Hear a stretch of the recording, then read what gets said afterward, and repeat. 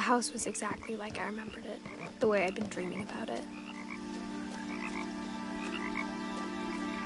As a child, the house made me uncomfortable in a way I couldn't put into words. Now, as a 17-year-old, I knew exactly what those words were. I was afraid of the house.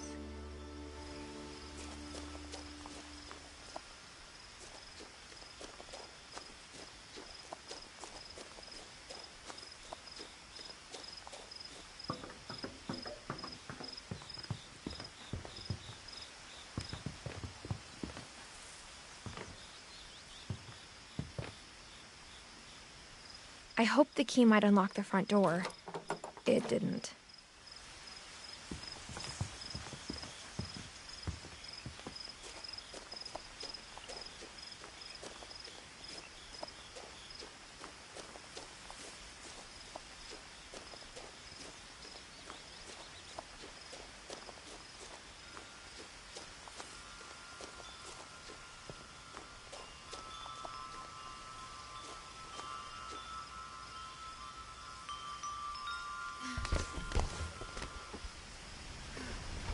Crawling through the doggy door used to be a lot easier when I was 11.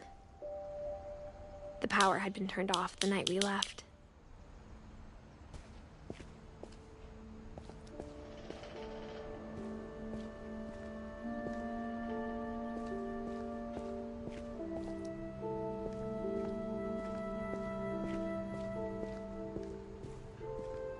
For the first time in years,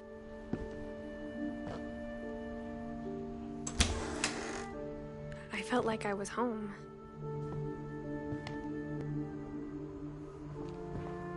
But instead of a family, there were just memories of one.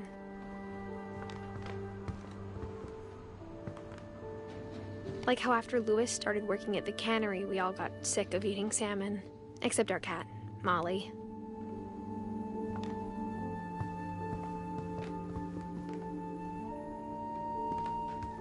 Nothing in the house looked abnormal. There was just too much of it, like a smile with too many teeth.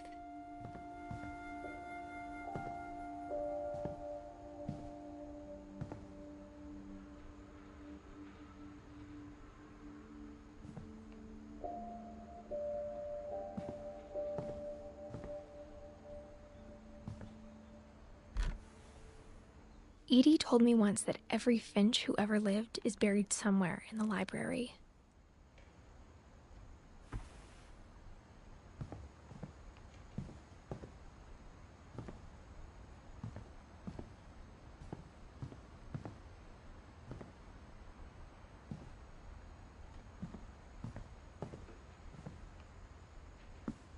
After Milton disappeared, Mom sealed up all the bedrooms. Then Edie retaliated and drilled peepholes.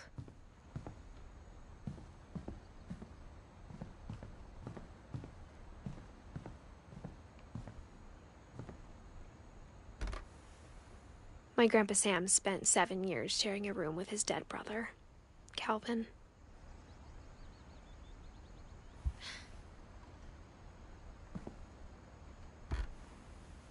As a kid, I just assumed every house had peepholes and sealed rooms you weren't allowed inside of.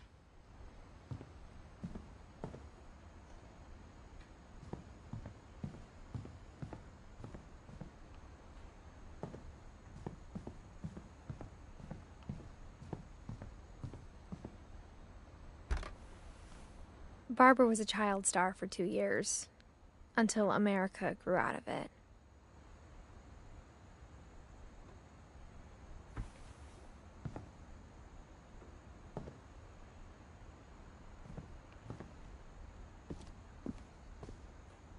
Mom must have locked the third-floor stairs on the night we left.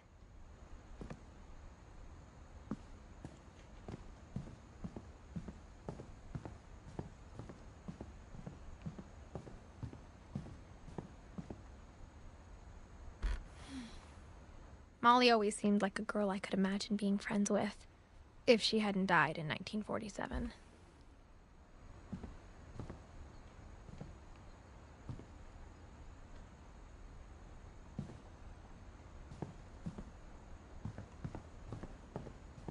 I spent a lot of time playing in Great Uncle Walter's room.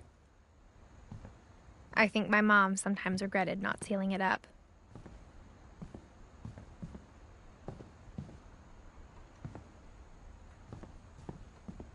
Lewis told me there were secret passages, but I never believed him.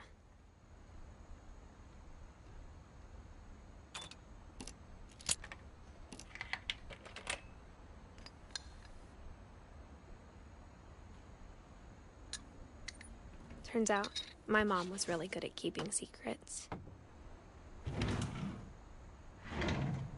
Now it was time to find out what my mom had been afraid of.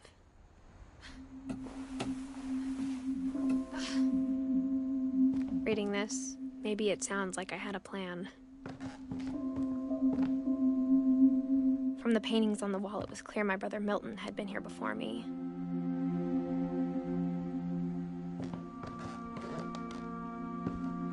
But I had no idea what was behind that door.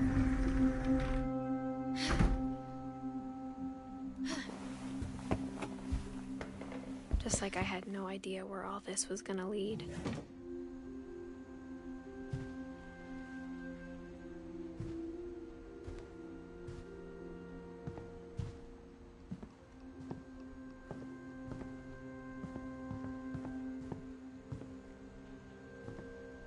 I got the sense Edie had spent a lot of time here, before my mom sealed the doors.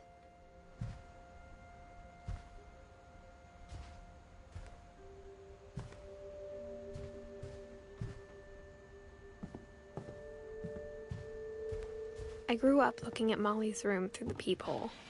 Molly's gerbil had a tiny bedroom with its own even tinier gerbil cage.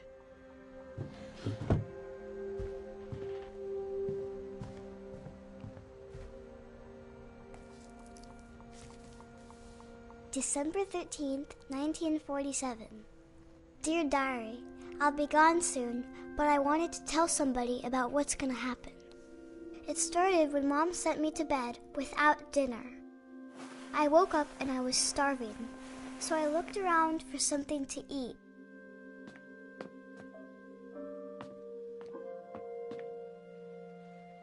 The gerbil food was dry, but I didn't mind it.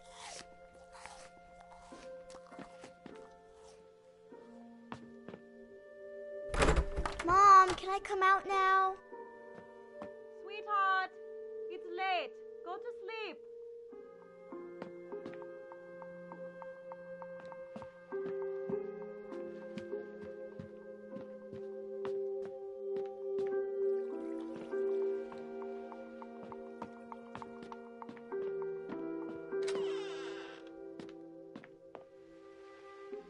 I kept eating and eating.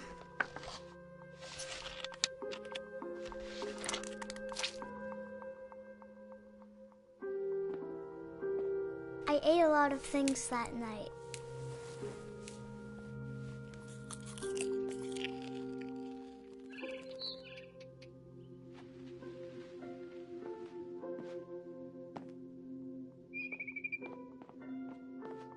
Then I heard chirping outside my window. It was a barn swallow going back to her nest. I reached out for her.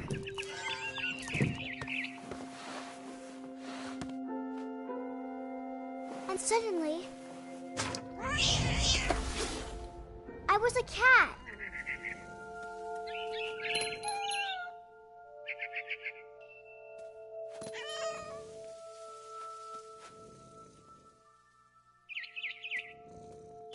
I tried to be quiet, but the bird was really scared.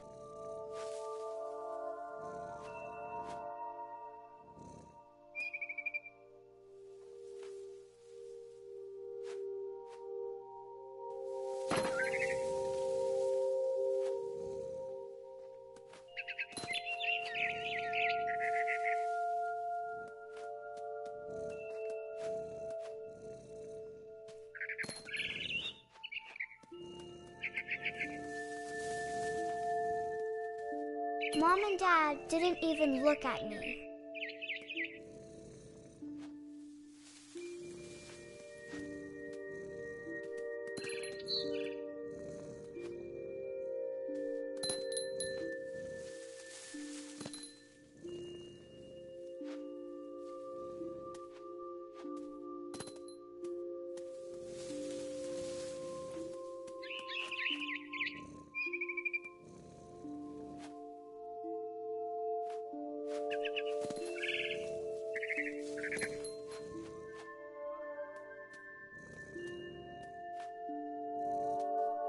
jumped and I almost got her.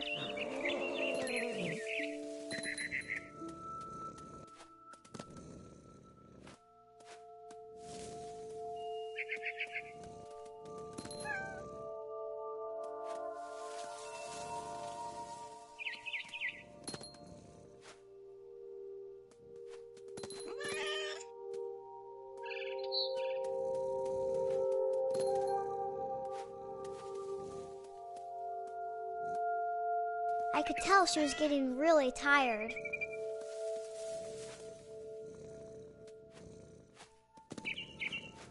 Now I was up in the big tree.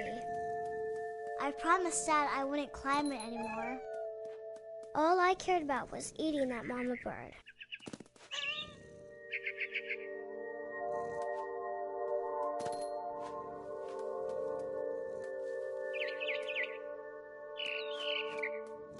I gobbled her up.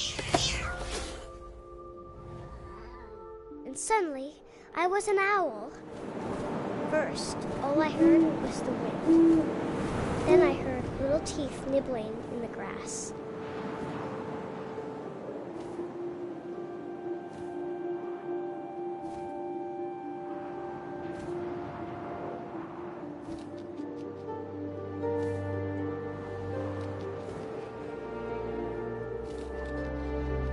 Rabbits.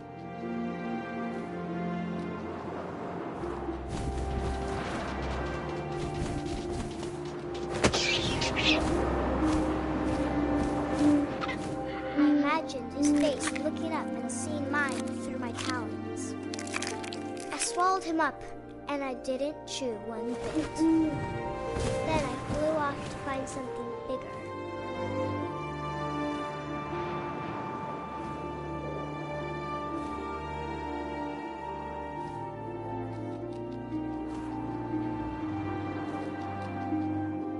A mama rabbit.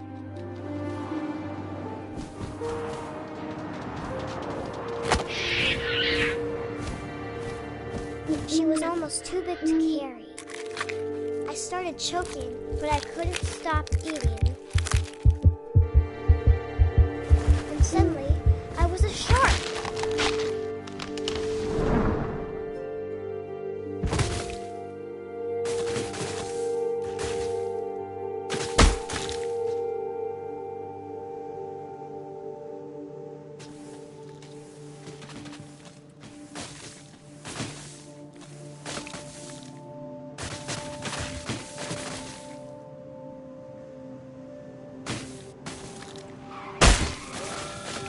I rolled off a cliff and into the ocean. Now, I was hungrier than ever.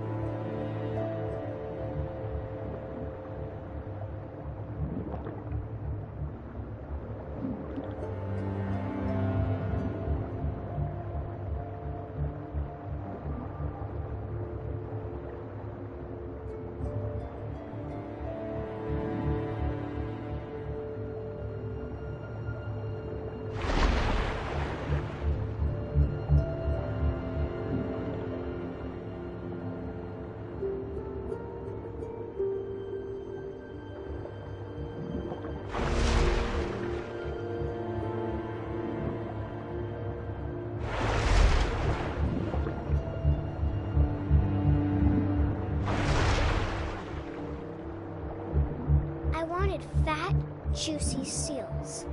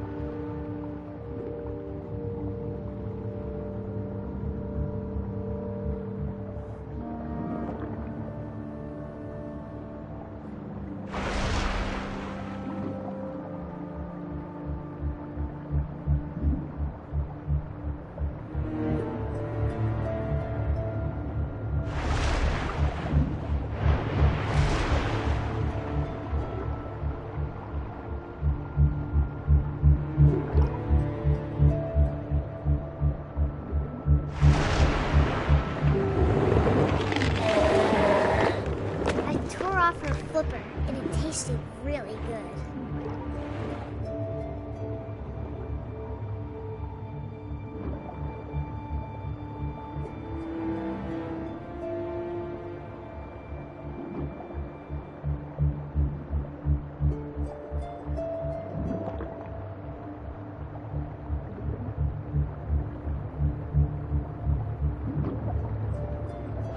Grabbed on tight. When I was so hungry, I jumped out of the water. When I opened my eyes, everything had changed.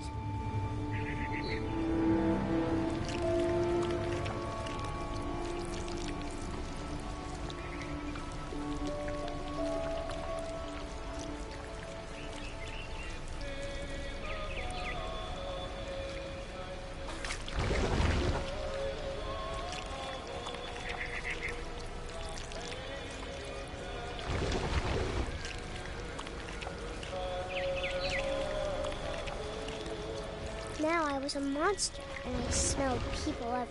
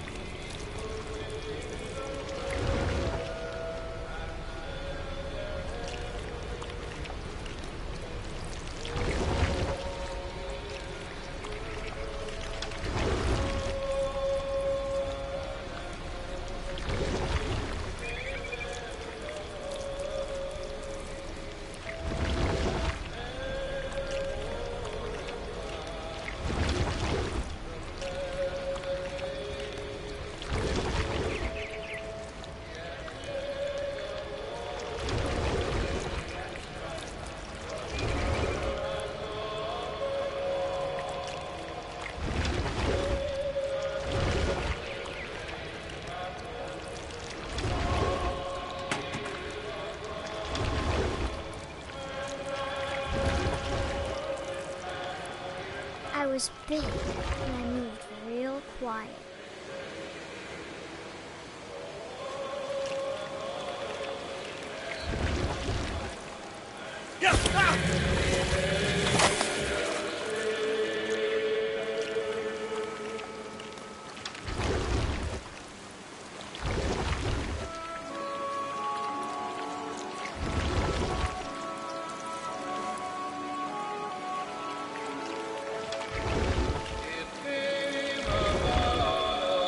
I wanted to stop, but also I didn't.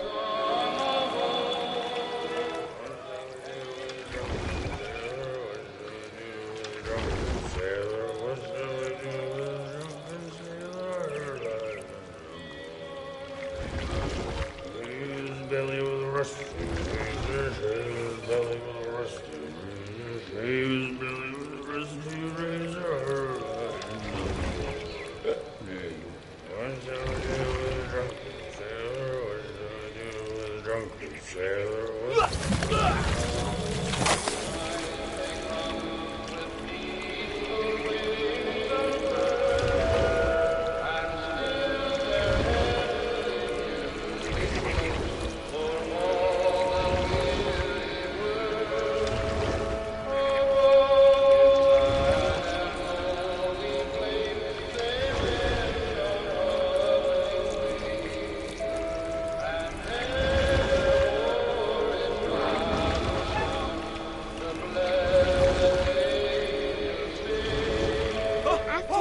Passenger, I was still hungry, and to cross the water I swelled something new, something I had to have, so I swam towards it.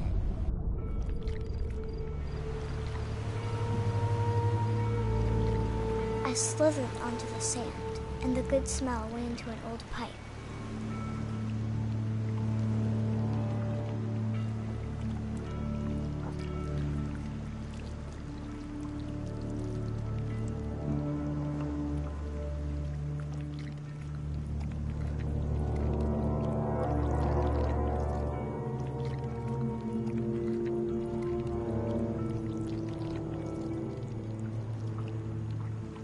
I got closer and closer.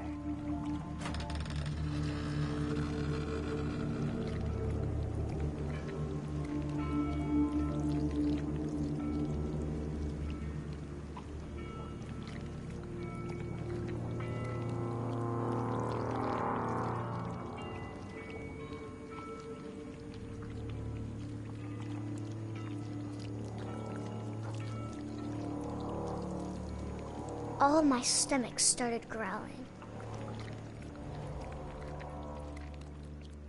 And suddenly, I was me again. I held my breath for a long time, but I couldn't hear anything. I think it's waiting for me to fall asleep. But it's not going to wait much longer. It needs to feed, and we both know I will be delicious.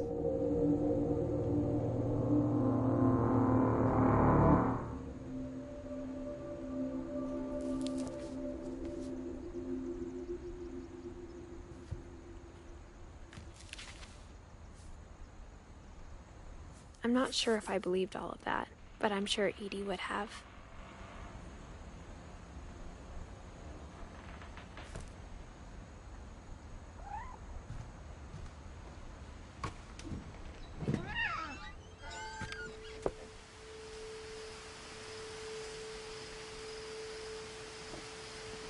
This will be obvious later, but my mom never told me any of these stories. Edie would have, but Mom didn't like bringing up the past. Though, when we adopted a stray kitten, she was the one who named it Molly.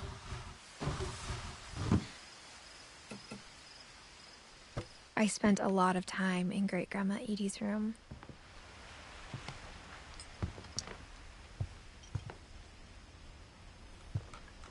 Louis died a week before we left, but Edie had already started to memorialize him.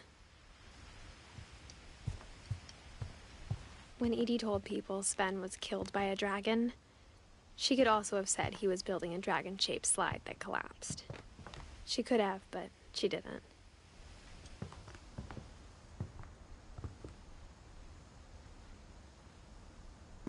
Even in her 90s, sometimes Edie seemed a lot younger than my mother. Her room was like a museum. For 500 years, the Finches have been famous throughout Norway for their fortune. And misfortune. Odin Finch buries the latest victims of the family curse, his wife Ingeborg and their newborn son. On January 7th, 1937, he set sail with his family and his house, hoping to leave the curse behind. But 40-foot waves off the coast of Washington send the house and Odin to the bottom of the sea. Odin's daughter Edie, with husband Sven and baby Molly, step ashore on their new home, Orcas Island. Odin Finch is the first to be buried in the new family cemetery. His daughter Edie is already dreaming of a new Finch house.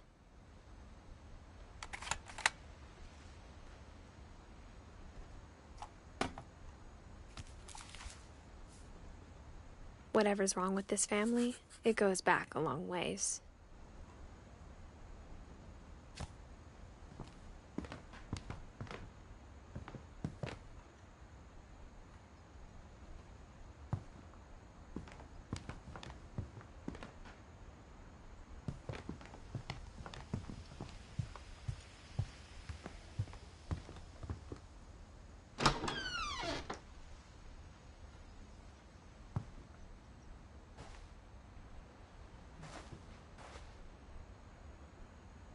The only trace Grandpa Sam's first wife, Kay, left on the house was the pink bathroom.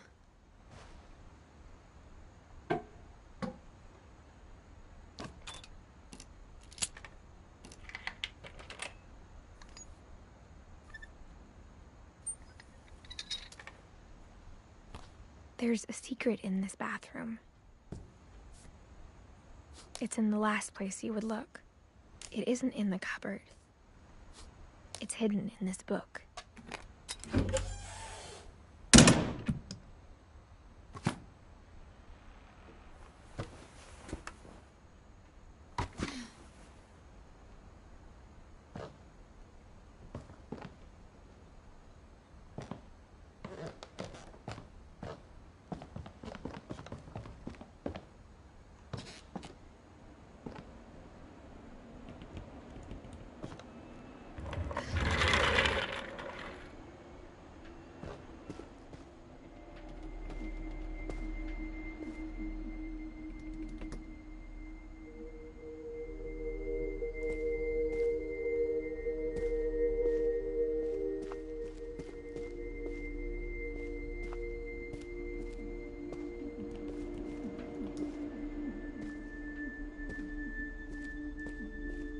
I knew Grandpa Sam had a twin,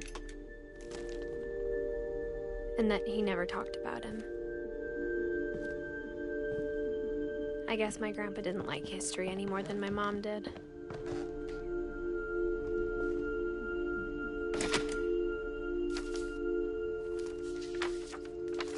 How I Want to Remember My Brother by Sam Finch. The thing I remember is that when he made up his mind, that was it.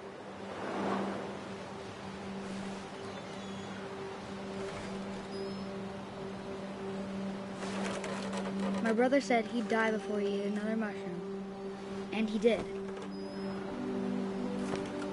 At Barbara's funeral, we swore we'd never be afraid again, and he wasn't.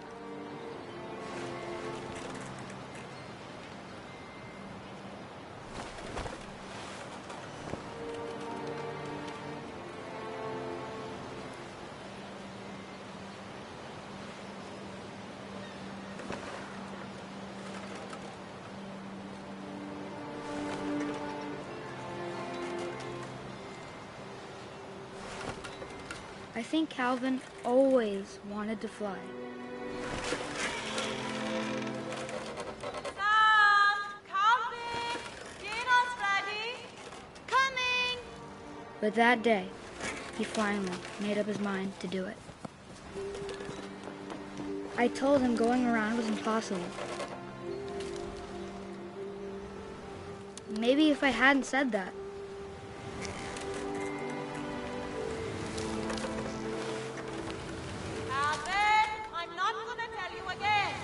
maybe if the wind hadn't picked up, then maybe he'd still be here.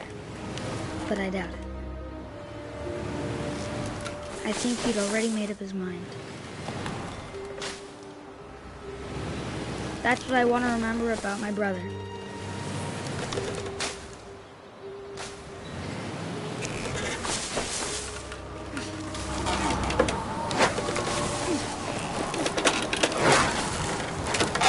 The day he made up his mind to fly. And he did.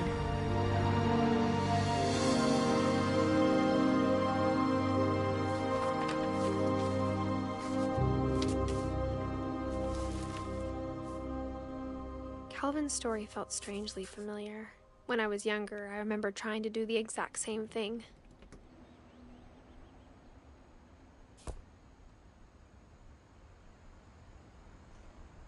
After the funeral, Edie roped off Calvin's half of the room.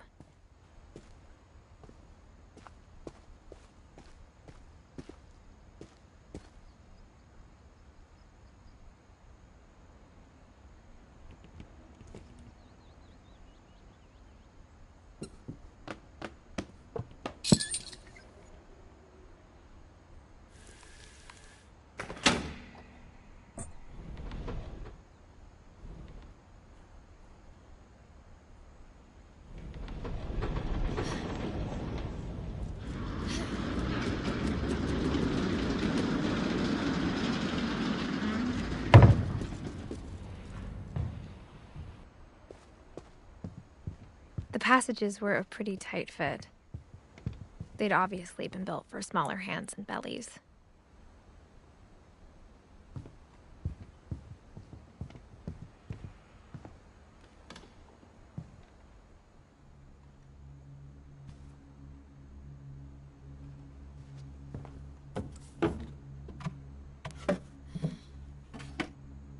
Growing up, I always thought of Barbara as a child star.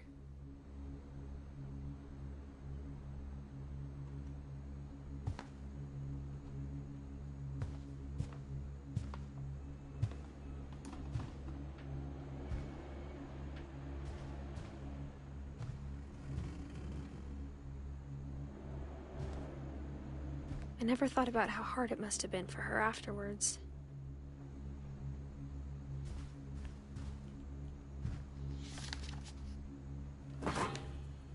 Of all the stories people wrote about Barbara's death, I'm surprised Edie saved this one.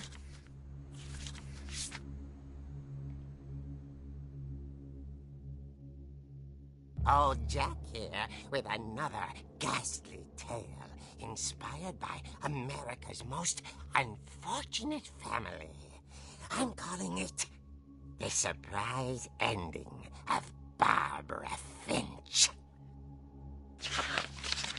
As a child star, Barbara was famous for her scream. Now at 16, she was all washed up, a has-been. But in a lucky break, she'd been asked to perform her signature scream at a local convention for monster movie fans. It was just the boost her career needed. Unfortunately, her scream hadn't aged well. Getting better. I think you just need the right motivation. Her biggest fan and current boyfriend, Rick, was about to demonstrate when... Now that was a great scream. It was Barbara's father, Sven. He'd slipped into a table saw and had to be rushed to the emergency room. So Barbara got stuck babysitting her youngest brother, Walter. Her convention comeback was canceled. Okay, I'm hearing frustration, but I'm not hearing terror. What if I tried... A gang of hoodlums in Halloween masks have been terrorizing Orcas Island tonight. Police are urging residents to... That came from the basement. You're right! Also, I loved your delivery on that. Why is your basement door locked? Because my dad likes making puzzles and secret passages. There's a key hidden in the music box. The secret is to keep winding and winding until finally the key pops out. Thanks, babe. I'll be back in a sec. 20 minutes later, Rick hadn't returned. So Barbara went to look for him, right on cue.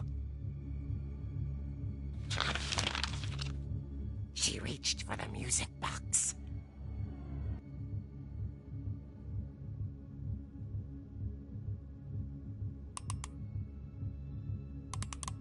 And as she wound the key, she listened for Rick, but the house was silent.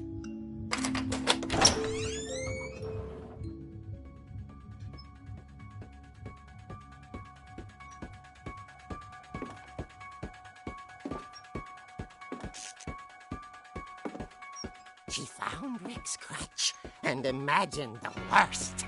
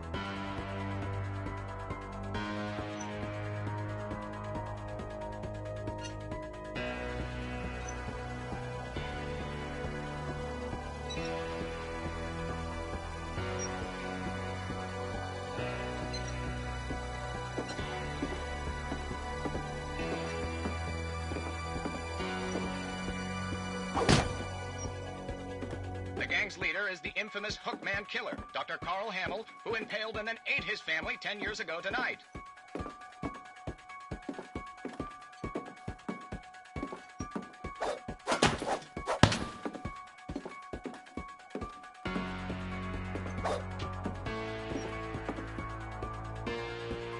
The old fridge rattled and grew still.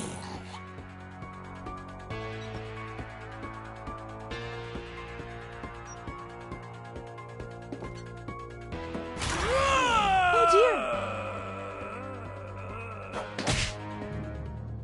Oh! Rick? Barb, relax. I was just trying to scare you to help you find your scream. Well, I'm not scared, Rick. I'm furious. Then act furious. All I'm getting from you now is that you're hurt and confused and She threw him out, but she kept a little something to remember him by. Barb, have you seen my other crutch? And she was still holding it when she fell asleep watching the late picture show. Hours later... Barbara!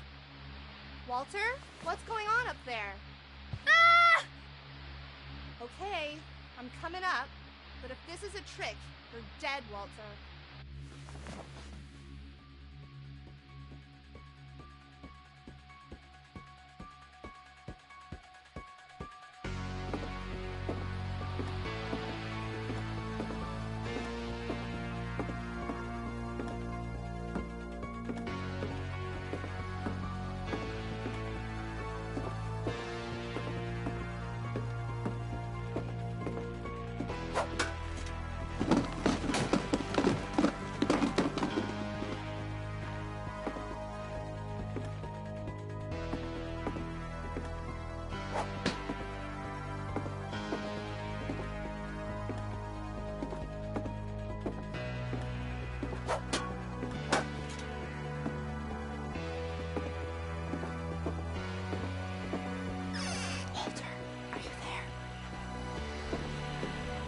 Walter had vanished, but his bedside radio was still on.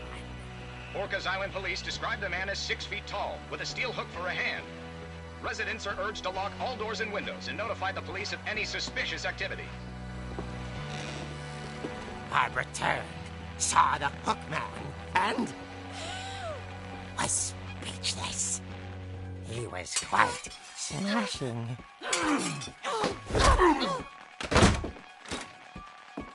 And crazy he was. He couldn't get enough of Barbara. Okay, Barbara, there's gotta be another way out of here.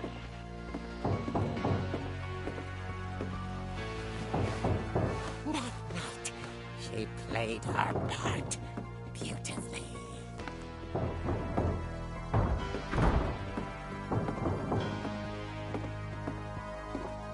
She thought about abandoning Walter, but just couldn't do it.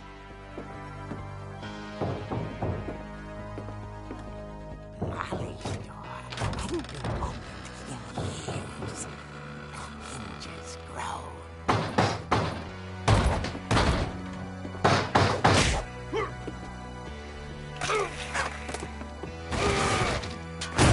He wasn't moving, but she sensed the story might not be over yet.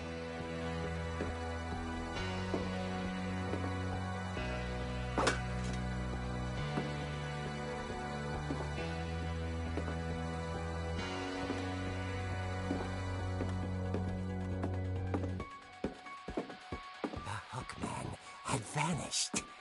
She listened for his breathing, but all she heard was...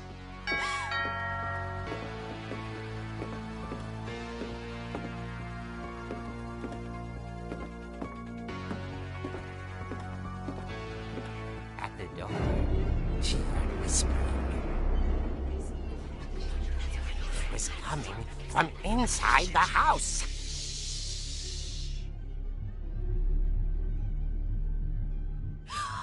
Oh dear.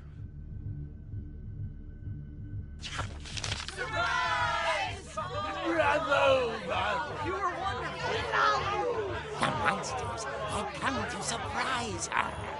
For Barbara, it was a dream come true. Then she saw what kind of monsters they were, and she realized what was about to happen. She was going to be famous. And with her final breath, Barbara Finch gave the performance of her life.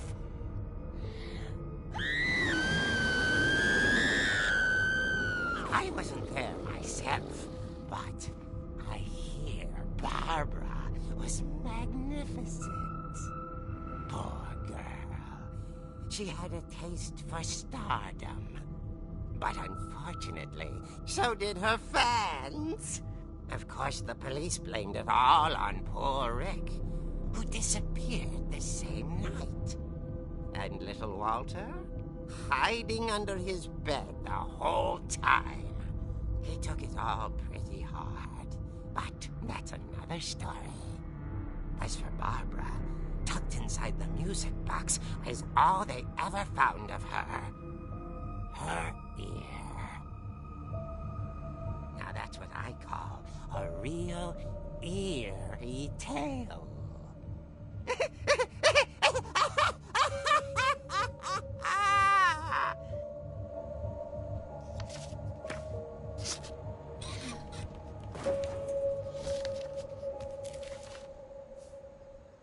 Edie told me all Barbara wanted was to be remembered, as absurd as that comic was. Maybe what Edie saw was a happy ending.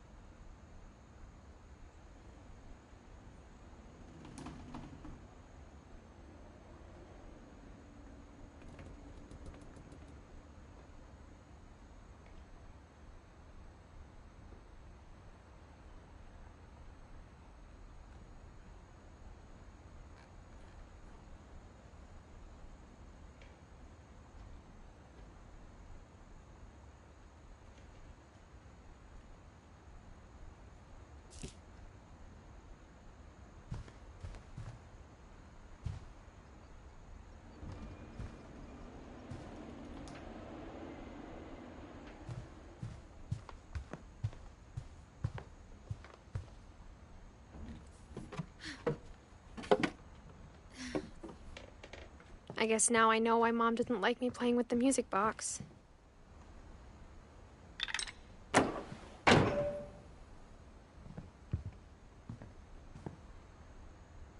Edie's father, Odin, built the original house.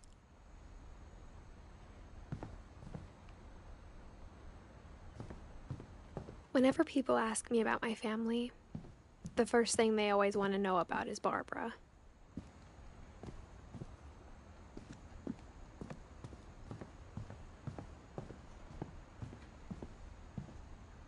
It's funny. All those times I played with the music box and never found the basement key.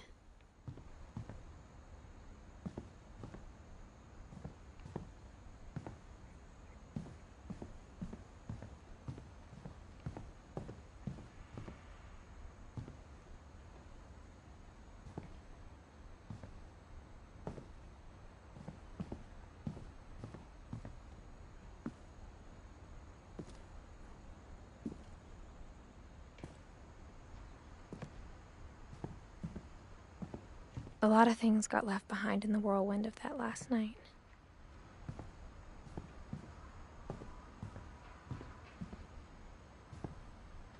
My mom wasn't much of an optimist, but she never stopped believing that my brother Milton was alive.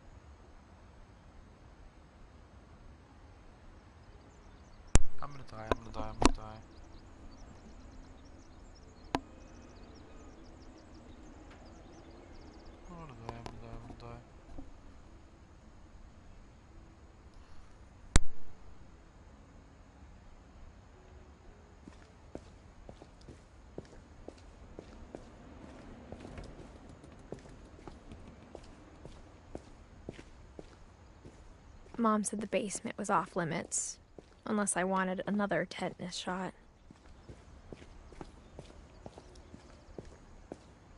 I saw Edie sneak down to the basement once, carrying packages. I thought maybe she was hiding presents.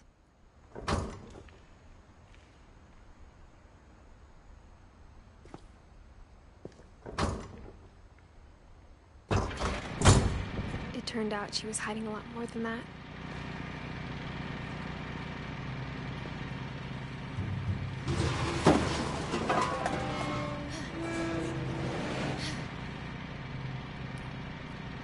I remember asking Mom once about where Walter had gone. She said after Barbara died, he got as far away as he could. If there's a pattern in all these stories, I think it's that none of us has gotten very far.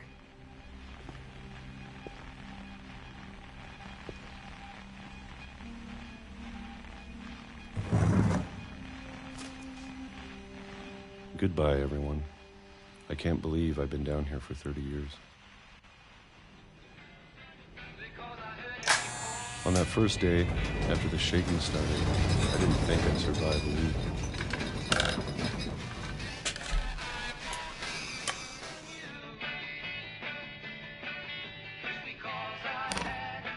But after a few days, I settled into a routine. That's what kept me sane. Having a schedule, living for today. I always expected to be dead tomorrow. But if you wait long enough, you get used to anything.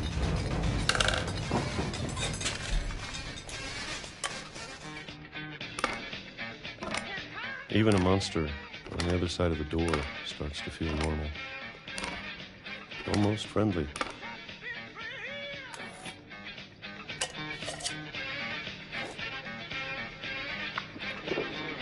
And then one day, everything just stopped. Whatever that thing was, it was gone. Maybe it got tired of waiting. Or maybe I just got tired of being afraid.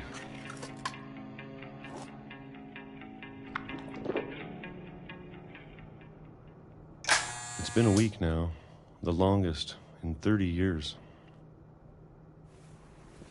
I'm done waiting. I have to leave while I still can.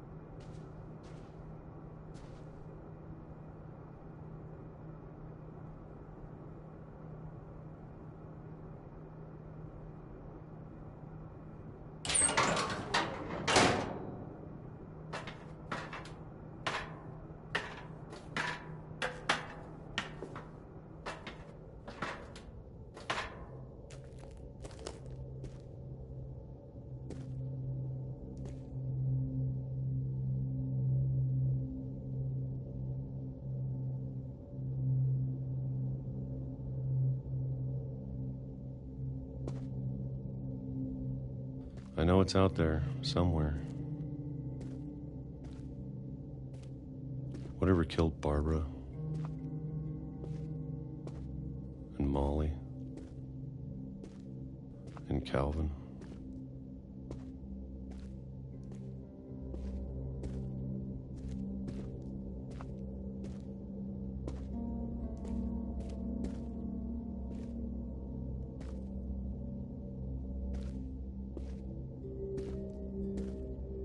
Maybe this is all a mistake.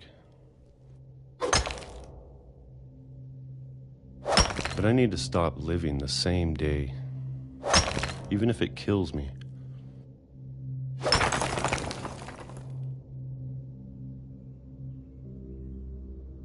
Whatever's out there, I want you to know I'm ready for it.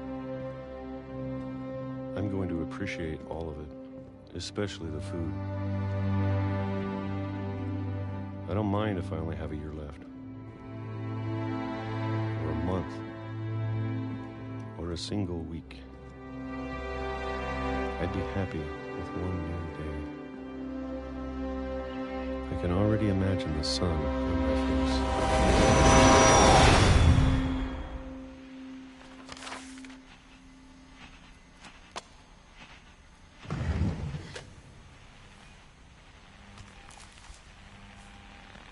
Walter died when I was 6. I can't believe my mom never told me he was down here. I'm sure my mom was trying to protect me.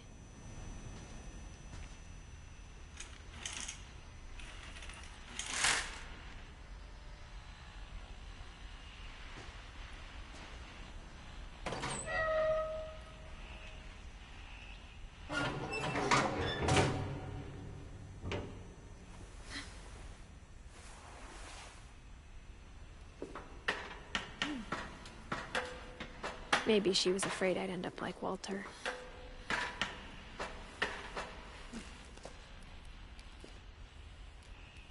But if she never told me about an uncle under the house, I can only imagine what else she was hiding. I don't want to make the same mistakes she made. Trying to bury something that's still alive.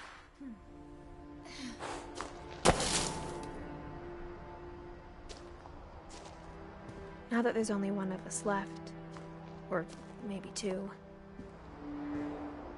I thought it was time I heard the stories for myself and found out what happened to everyone else. But now I'm worried the stories themselves might be the problem.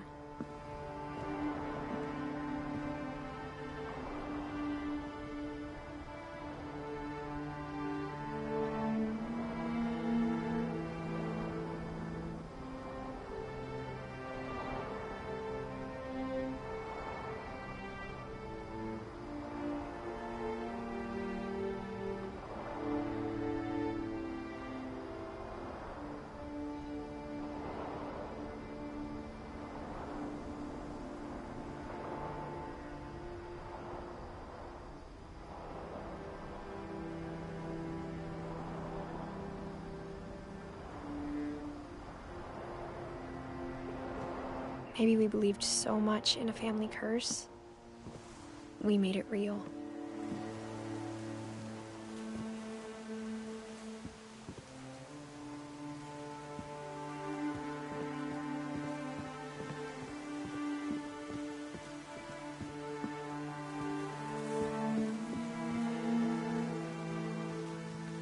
I don't know if I should even be writing this.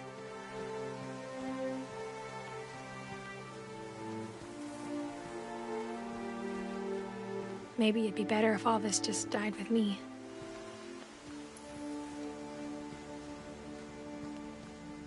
But I thought you should know about your family.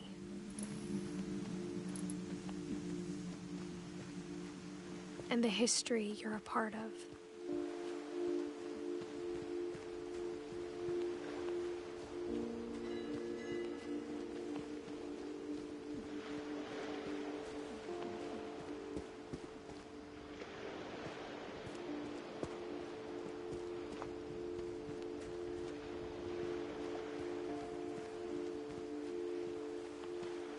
Though to be honest, I feel as lost as you probably do right now. I think the people in these stories believed them, for what that's worth.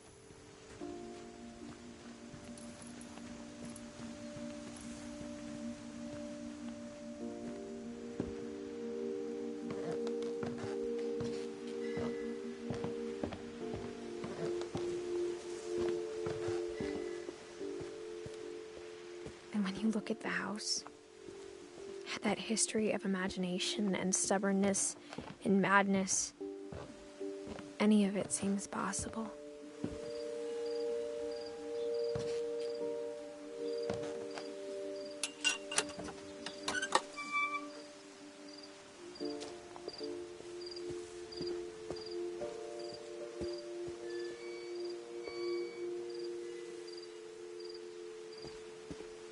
I think we've been surrounded by death for so long, we've just gotten used to it.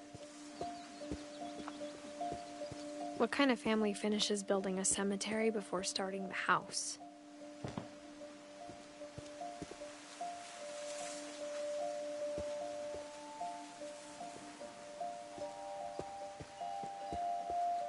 It's embarrassing for me to admit this, but the pet cemetery made me more uncomfortable than the human one. 3 of the gerbils were mine, and 2 had been my fault. Sven built the house, but it was Edie who designed the cemetery.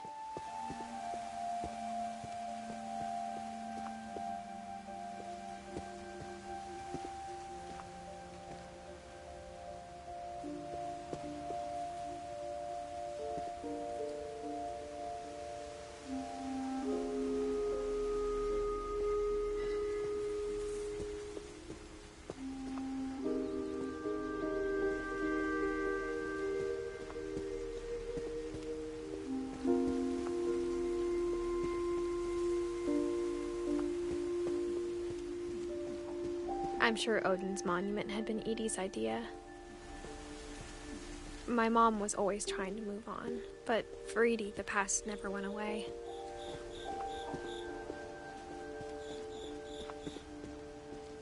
She could see it poking out of the water at low tide.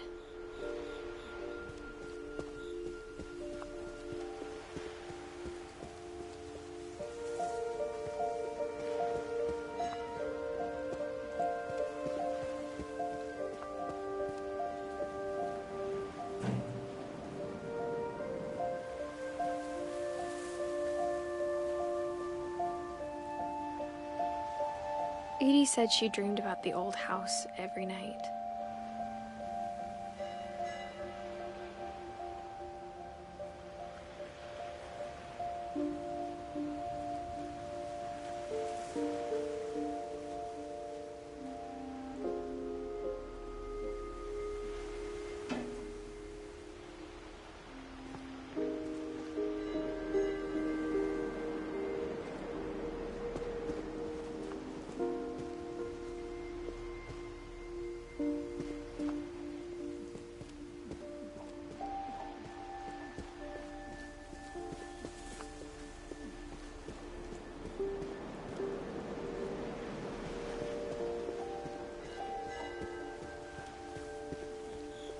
Edie's side was always easier for me to understand. But the older I get, the more I can see where my mom was coming from. Her dad had been pretty strict, but it wasn't enough to save her brothers. She was just trying to do better.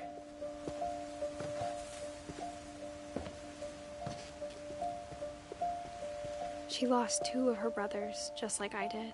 I get why she tried so hard to protect us.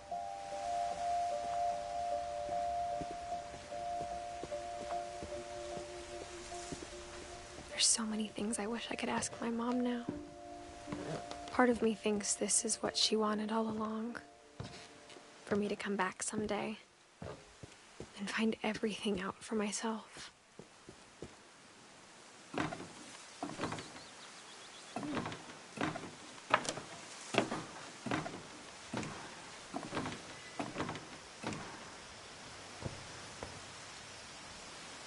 But looking back on it now, if she told me there was going to be so much climbing, I never would have come when I was 22 weeks pregnant.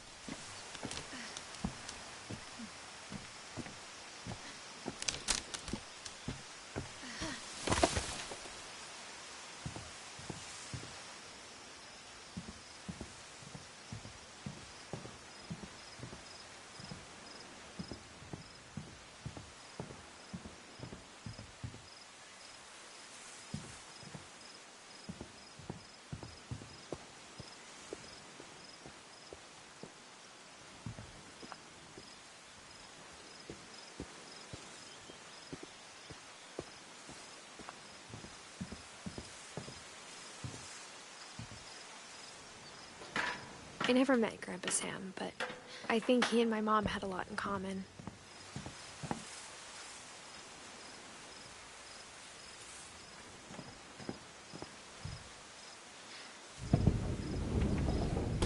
They were both pretty intense.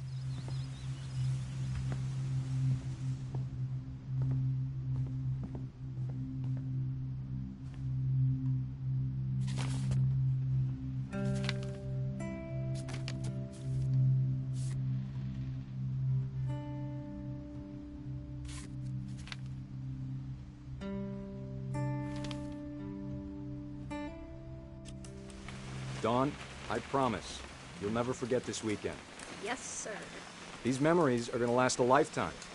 Mm-hmm.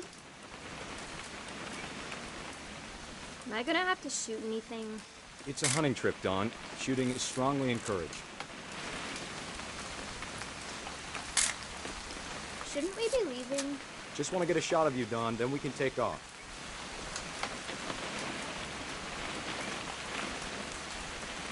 What? Perfect.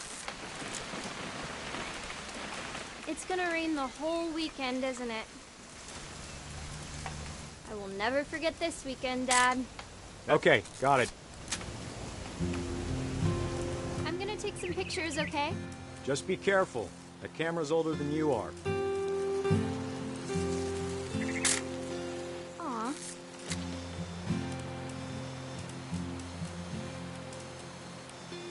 You're right, Dad. It's starting to clear up. Still freezing, though.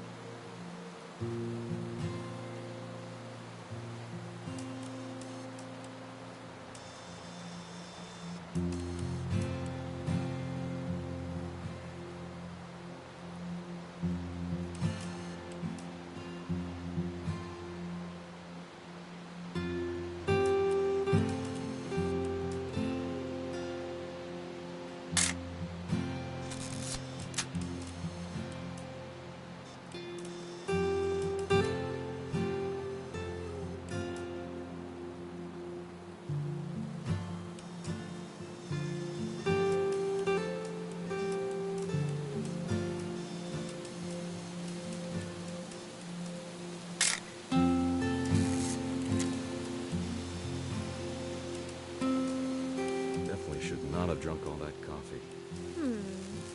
Hold still while I take a picture of you. I definitely won't be moving. Hey! That's a keeper. Nothing quite like being outside. I'm just saying, I'm not always gonna be here, Dawn. You'll need to remember this stuff, if you want to survive. I'll be fine, Dad. You know who else thought he was gonna be fine? Some guy who died. Dawn, I'm being serious. I know, Dad. You're always serious. Doesn't being out here make you want to chill out? Well, to tell you the truth, I haven't been out here in 20 years.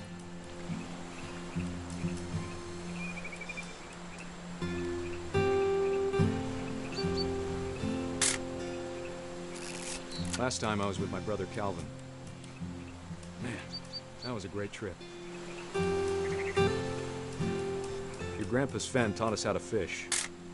How to build. Dawn, don't you think you could find something more interesting to photograph? We found an old logging trail. There were deer everywhere. I bet if I could remember where that trail was, we'd spot a buck for you in no time. Give me a minute to check the map. Dad! Good eyes, Dawn.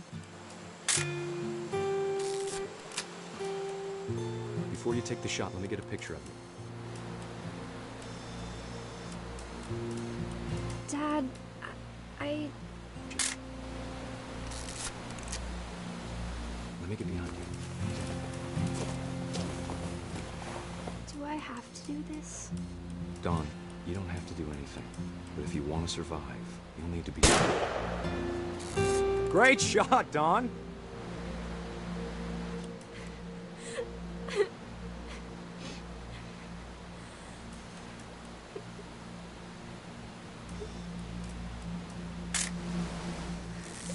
I'm proud of you, Dawn. Always remember that, okay?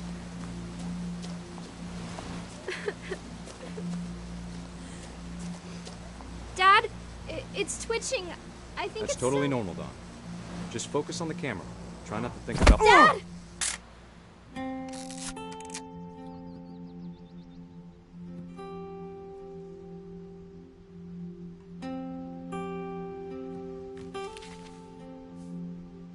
Of all these stories, that's the one I wish most that my mom had told me.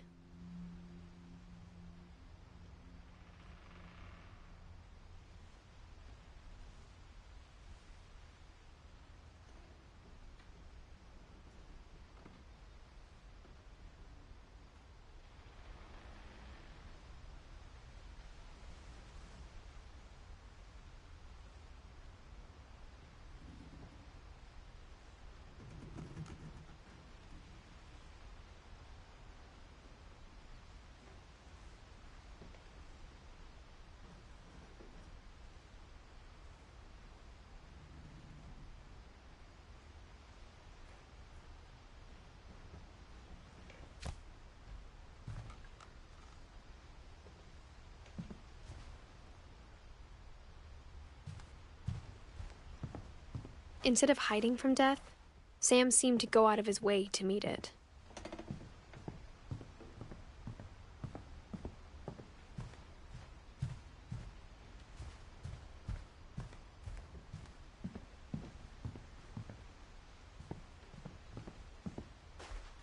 Sam spent his life shooting photos, but Mom said he got nervous being in front of the camera. I guess we're all afraid of something.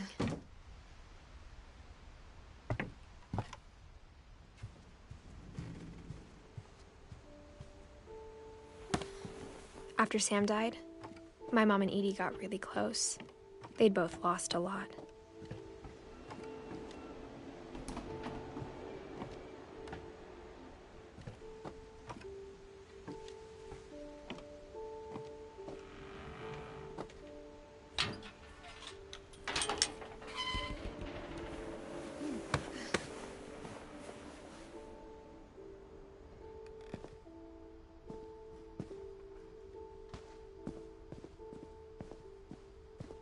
I can't imagine my mom ever writing poetry, and yet...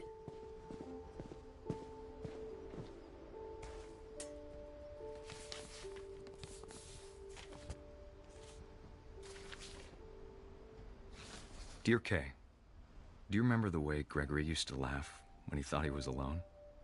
Like something funny was happening, but only he could see it.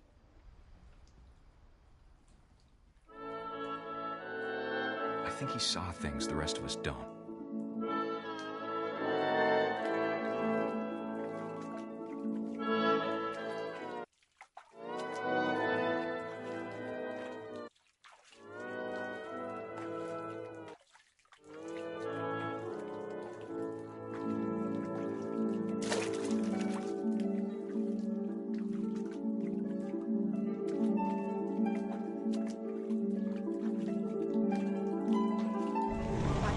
Gregory, it's time to...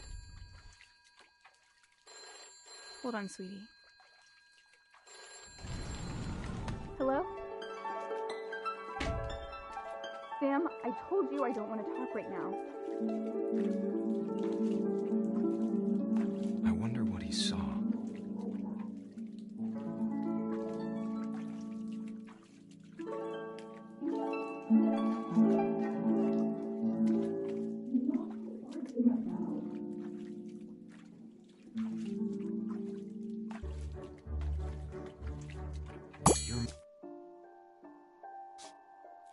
Reminded me so much of Calvin. Lost in his imagination.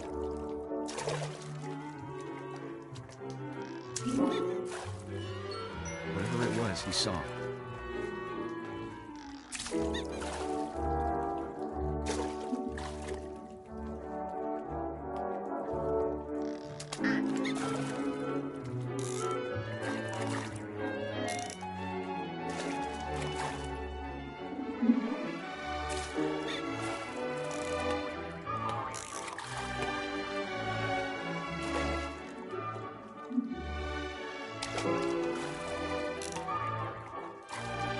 Sure made him happy.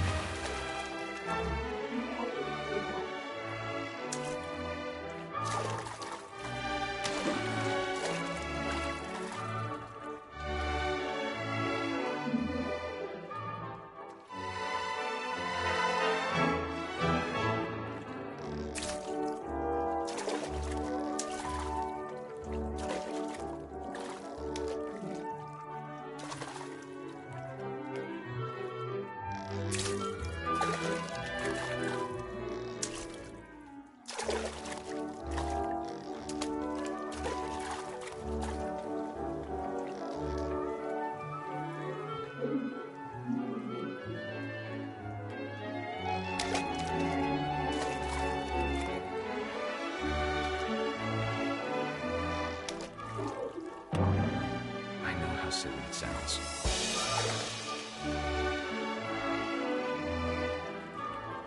But I worried about a baby being too happy. But I could feel him slipping away. Sorry about that, Gregory. I know you did everything you could. Maybe if I hadn't called that night. Damn it. Hold on, I don't want Gregory to hear this.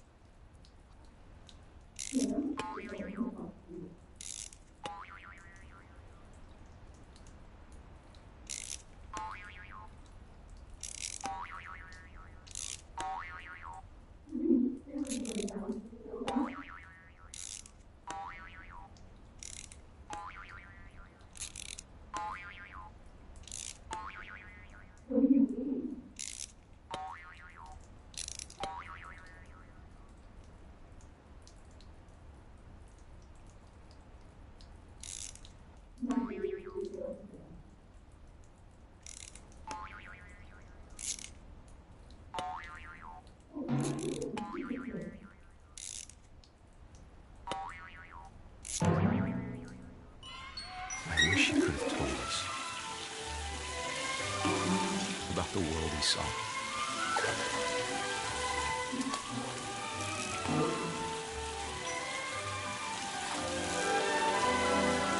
There's so much I don't understand about Gregory, about everything.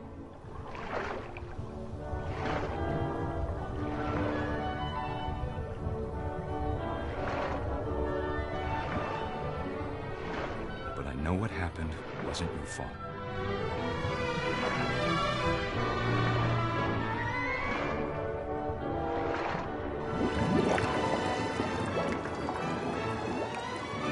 I'm sure he's happy. And he'd want you to be happy too. Good luck, Kay. Love, Sam.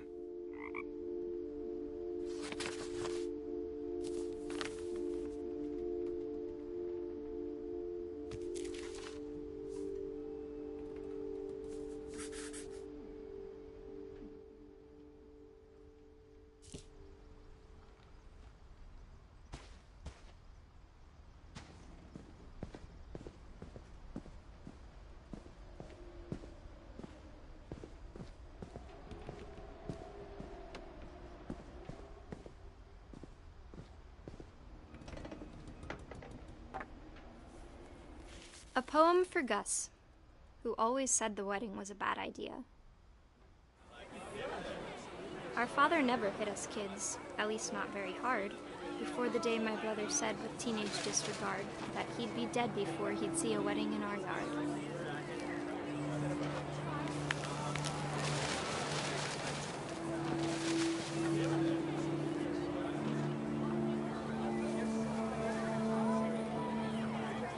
father made him come, of course, but Gus stood far apart, just flew his kite and bottled up the storm inside his heart.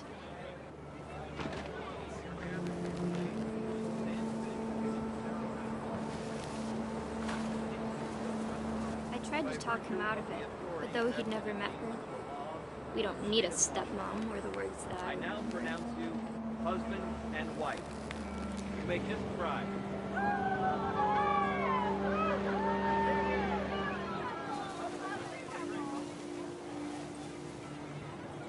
When the time for photos came, Dad ordered him to come here.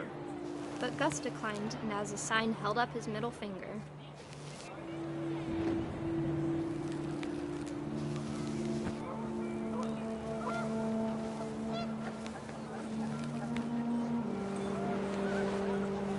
The wind picked up, and panicked geese appeared and quickly went. But all the humans did that day was go inside the tent.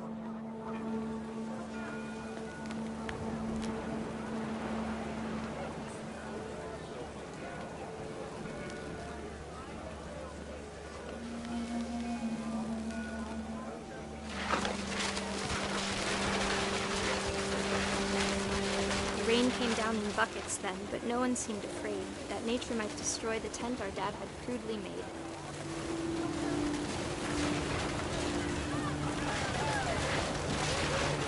The thunder sounded much too close and full of angry power, but all my father said to this was, "Make the music louder."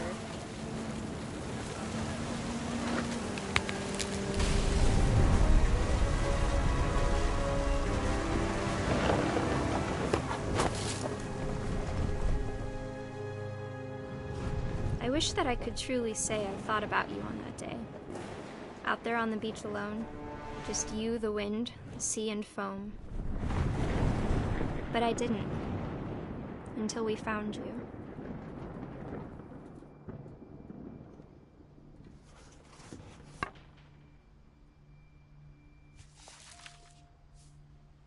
She never talked about him, but Mom told me once if I was a boy, they were going to name me Gus.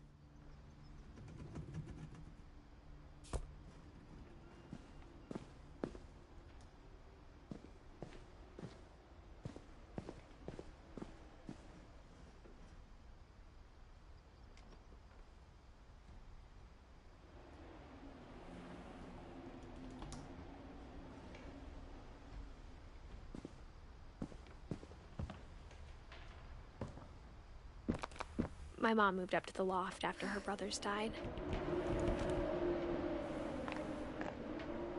At the time, it was as far away as she could get.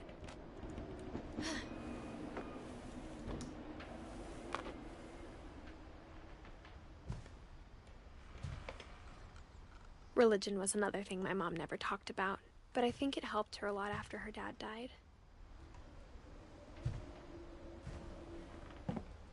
She spent a summer building houses in Calcutta, where she met my dad, Sanjay.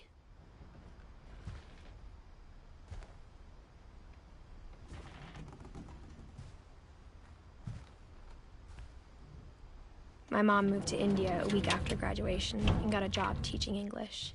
Louis was born a year later. When my dad died, I don't think Mom knew where else to go.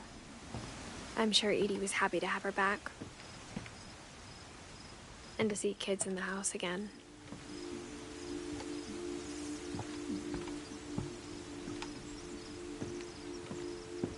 The house had to get a little bigger, but Edie was used to that.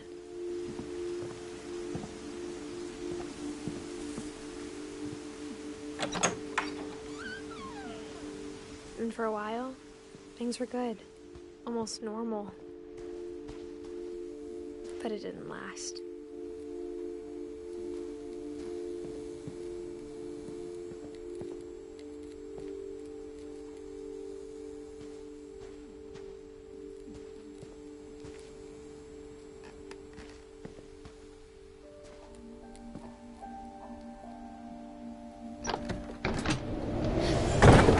The beginning of the end was Milton's 10th birthday, when Edie gave him a castle.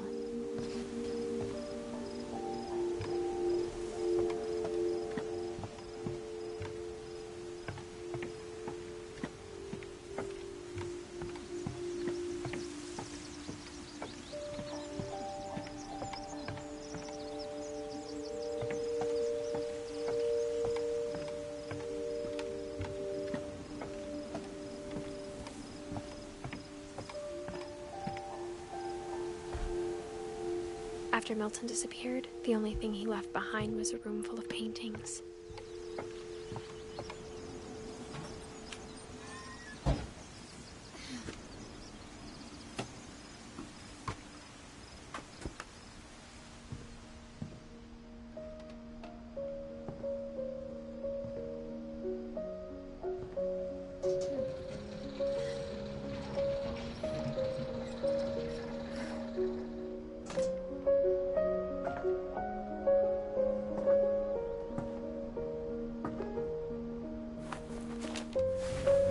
Milton Finch in The Magic Paintbrush.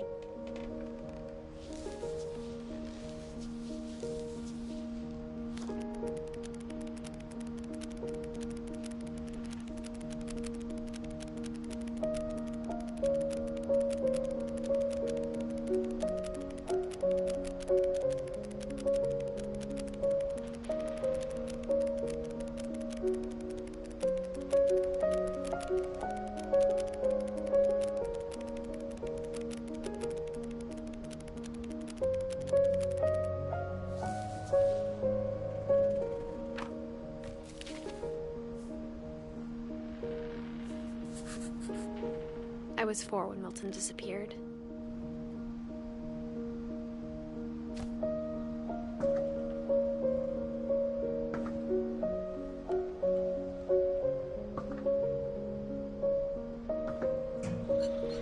Mom spent months searching for my brother. Then she sealed the doors.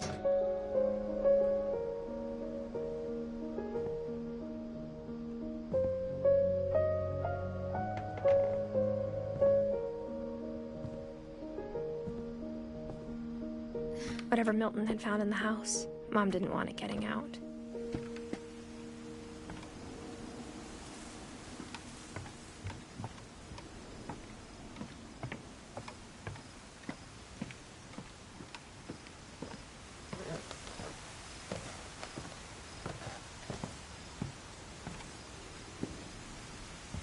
Mom definitely blamed Edie, but I think Louis blamed himself.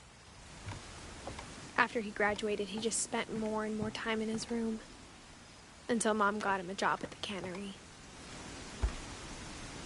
Everyone always told me to stay out of Louis's room, except Louis.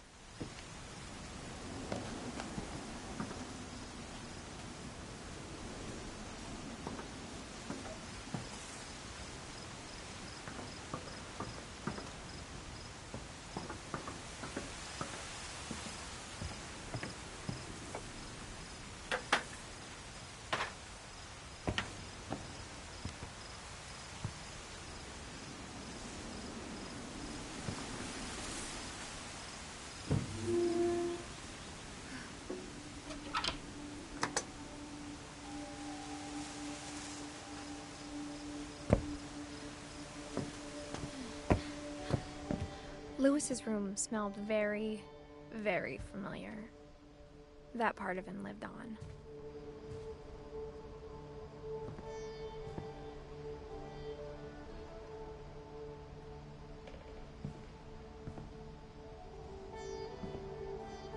Louis and I spent a lot of time playing games together, but he was surprisingly bad at them.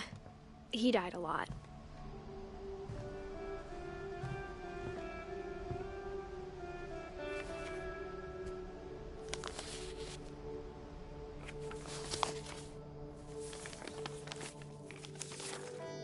Dear Mrs. Finch, as Louis's psychiatrist, I can understand your desire for an explanation. As I see it, the trouble began in January, shortly after we convinced your son to seek treatment for substance abuse. Newly sober, I believe Louis first noticed the monotony of his daily life.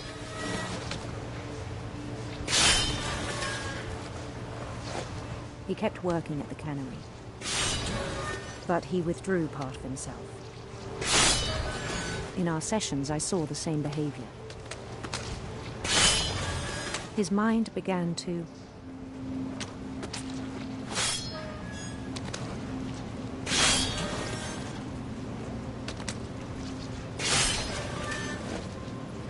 wander.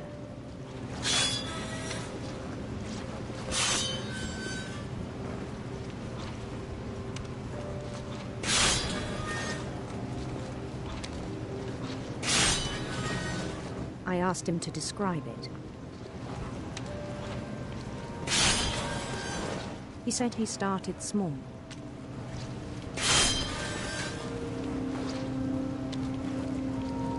Imagining a labyrinth.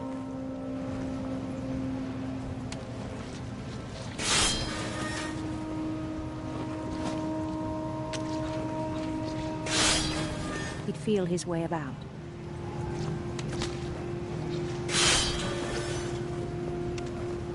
Then something moved.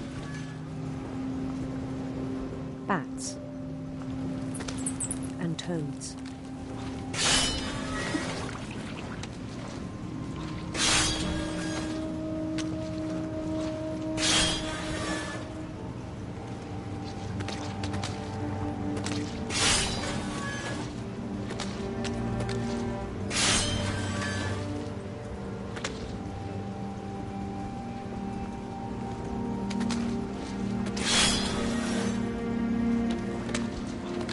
Things that have not names.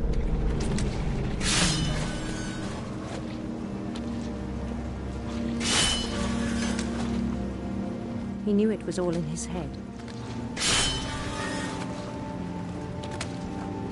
But he took it very seriously. I had hoped he'd find himself.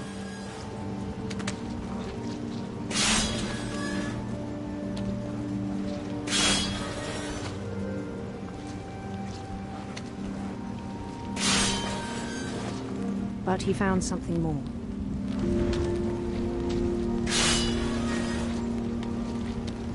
I worried about him then.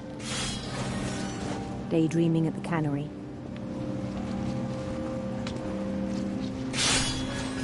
I spoke with his boss.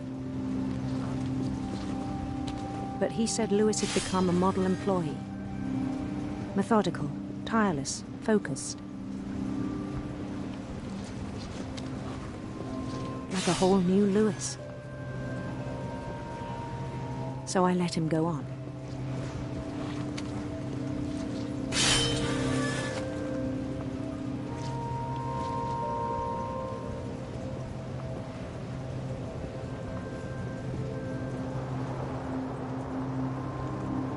I even encouraged him.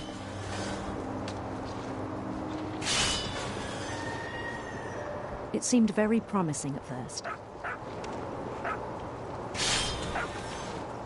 He told me he'd made a new friend.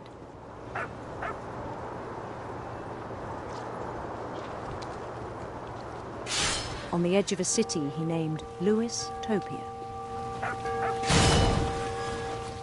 He built the city up slowly, brick by brick. Then he made musicians.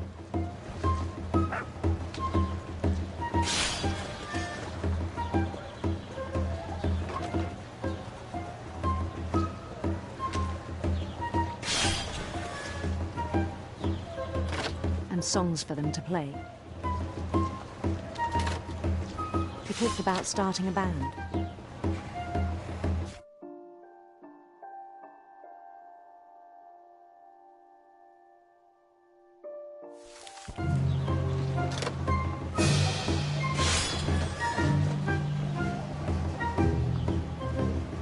And he was always humming something. Every day his imagination grew stronger.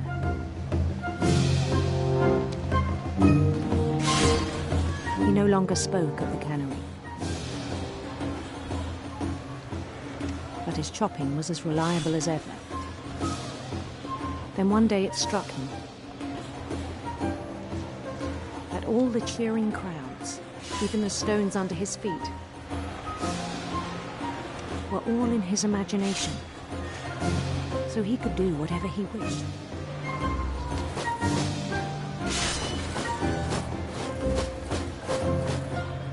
He held an election for mayor,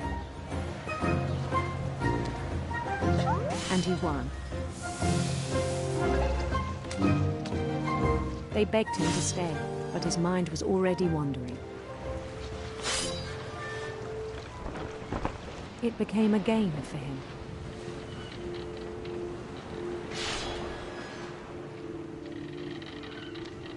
He'd conquer a city, then immediately push on. New Louisville.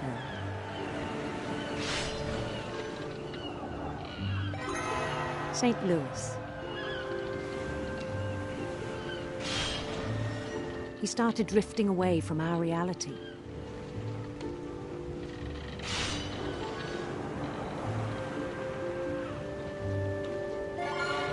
Minneapolis, until one day he forgot to go home from the cannery. Even as his mother pleaded with him, part of Louis kept sailing on.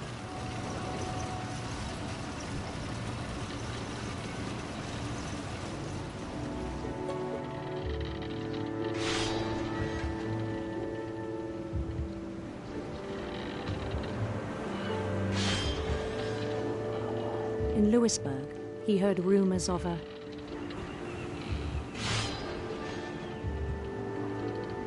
handsome queen.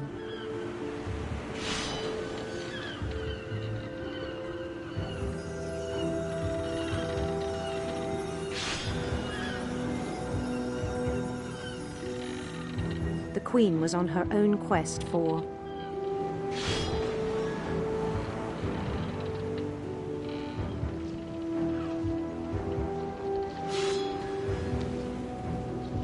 sinister serpents.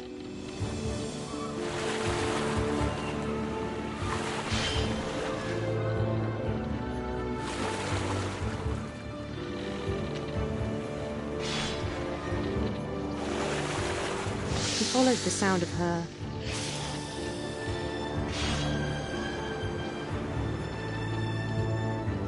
silver harp.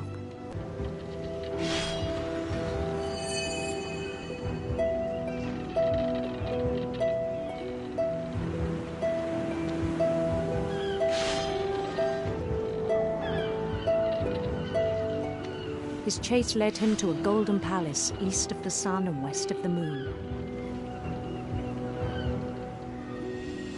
Even then, his logic remained sound.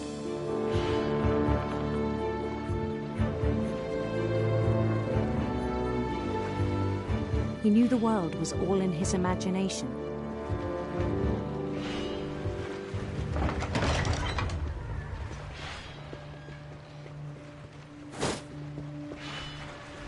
But he was so proud of having created it.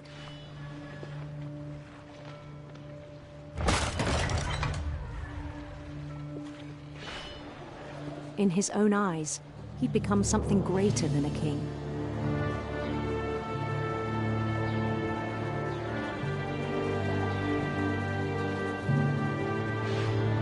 For someone who'd never known success in the real world, I think it was overwhelming. And then it struck him that the real Louis was not the one chopping salmon, but the one climbing the steps of a golden palace.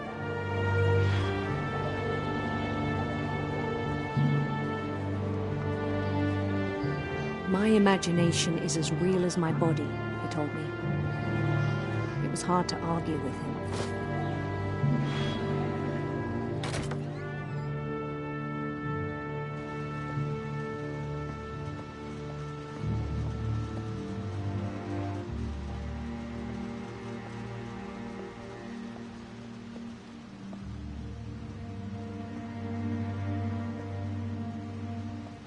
Began to forget the world we know.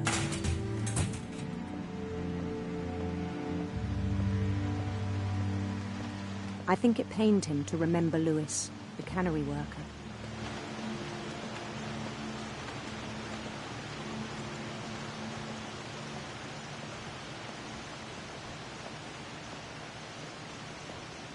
He began to despise the man with a royal contempt.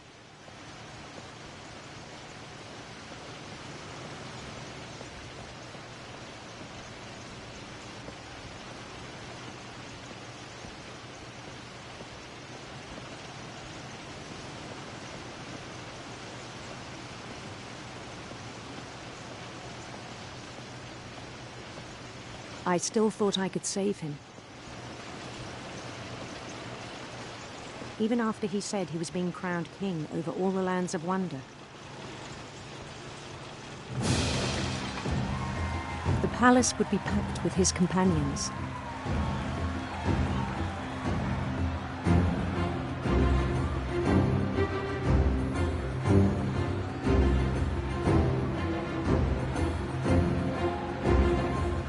Including the wise Calico who'd insisted on inviting him.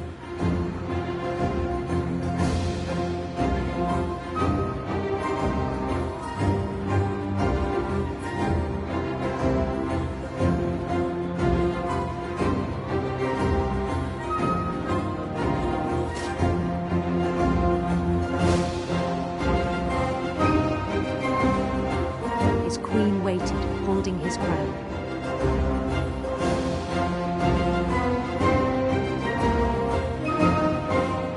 There was only one thing left to do.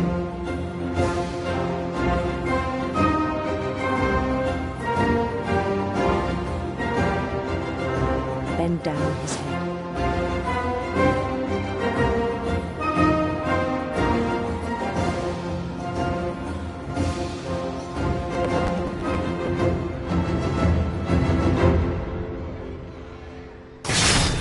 And the rest I think you know. Mrs. Finch, your son was a kind man who will be missed by all of us who knew him.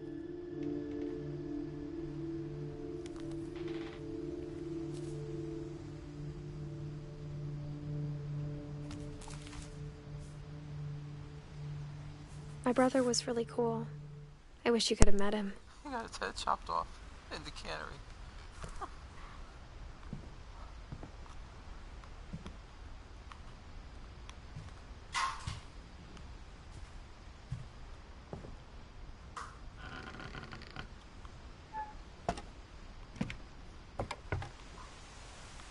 On the way back from Lewis's funeral, my mom told me to start packing. She waited until the day before we left to tell Edie.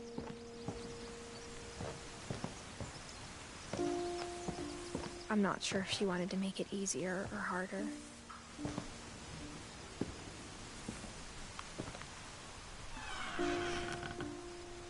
I wish we'd stayed.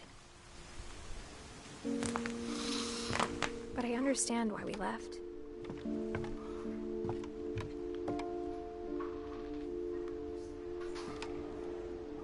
What?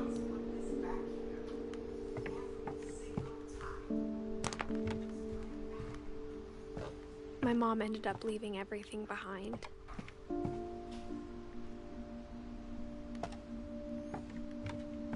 What happened that night had been coming for a long time. Maybe it should have come sooner.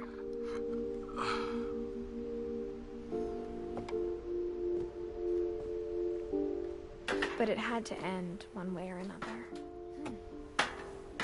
All that's left now is to tell you about that last night.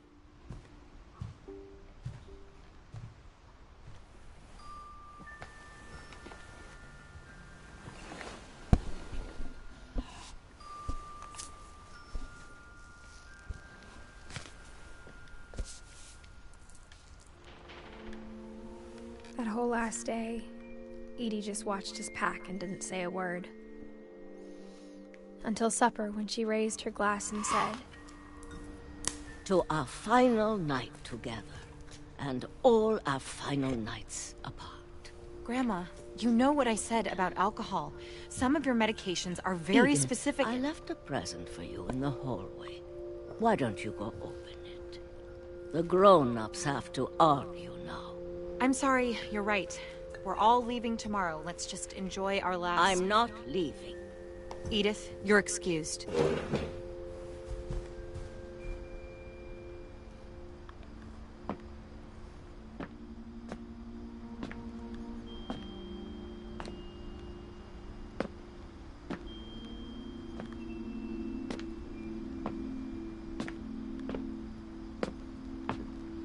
The power had been shut off that morning, but Edie always had plenty of candles. When my mom said the library, I don't think she knew about the other entrance.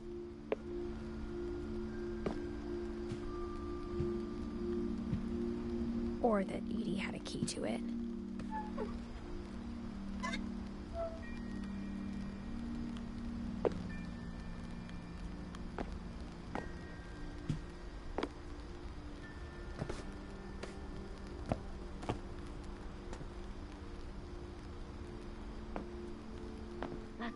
you're afraid of isn't going to end when you leave the house.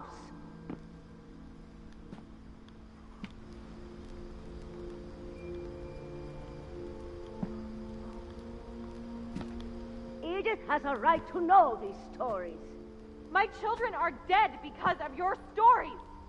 I think it's best if Edith and I leave tonight. We'll have the nursing home send a van for you in the morning, okay?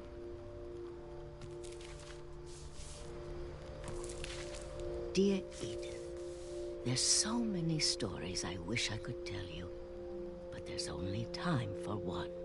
This is about what happened on the night you were born.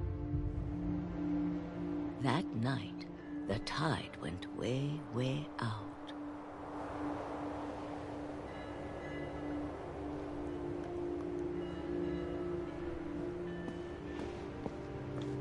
It was the first and last time I ever saw the old house aground. There'd been an earthquake out in the middle of the ocean. They called it the lowest tide in 1,000 years. God, it smelled awful. You know, I've seen that house every day of my life.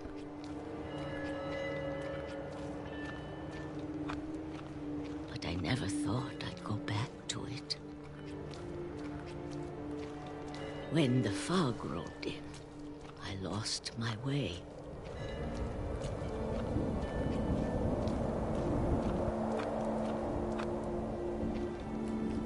I got turned around.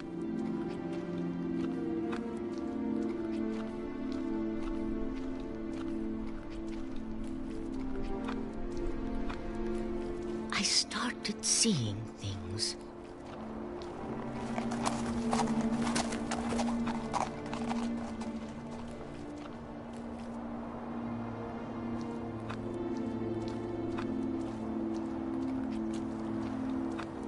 Things I'd forgotten had ever existed.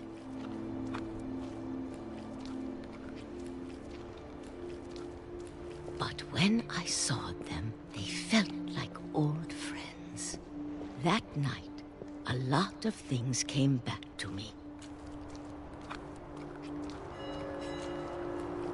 Or maybe I came back to them.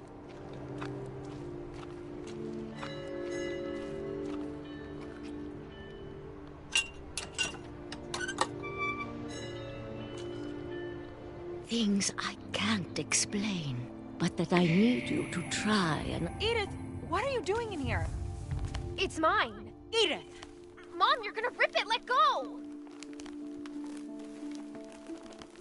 I kicked and screamed, but Mom dragged me to the car.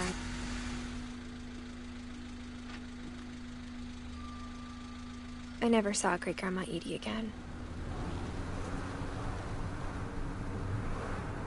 The next morning, the van came to pick her up, but she was already gone. After that, we moved around a lot.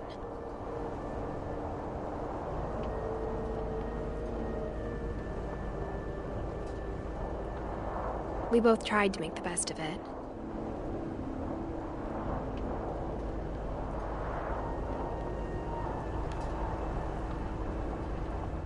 A few years went by.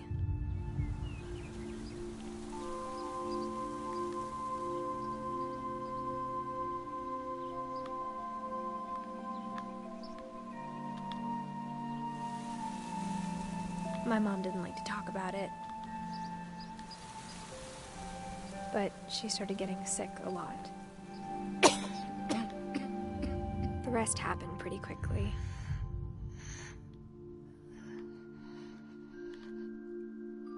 She got better for a while, and then she didn't.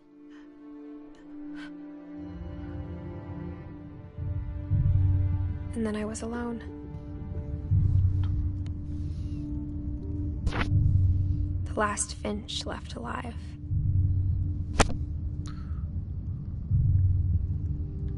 Until I found out about you.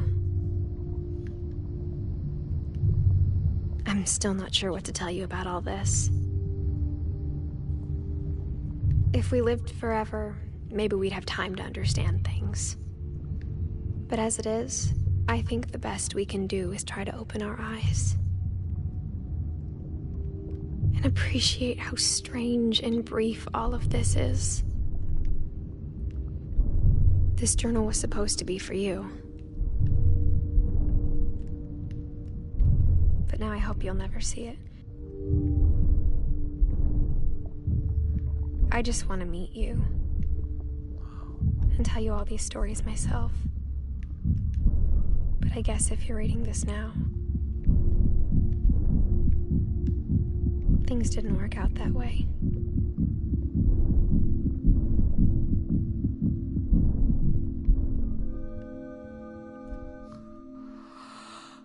This is where your story begins. I'm sorry I won't be there to see it. It's a lot to ask, but I don't want you to be sad that I'm gone. I want you to be amazed that any of us ever had a chance to be here at all. Good luck.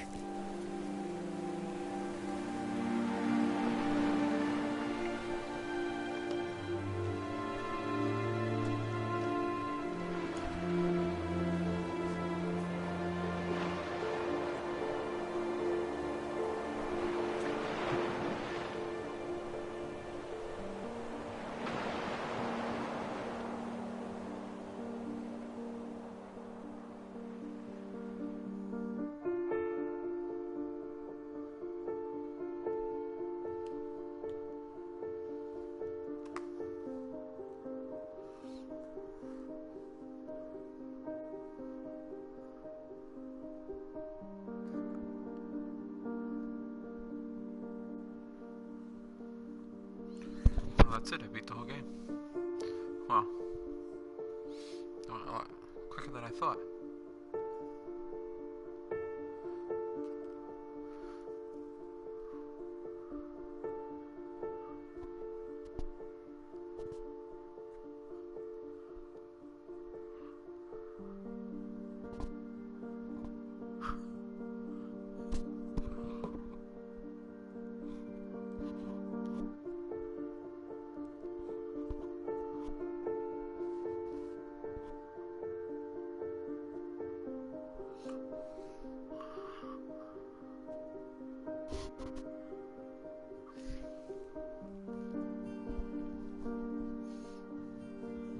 Well,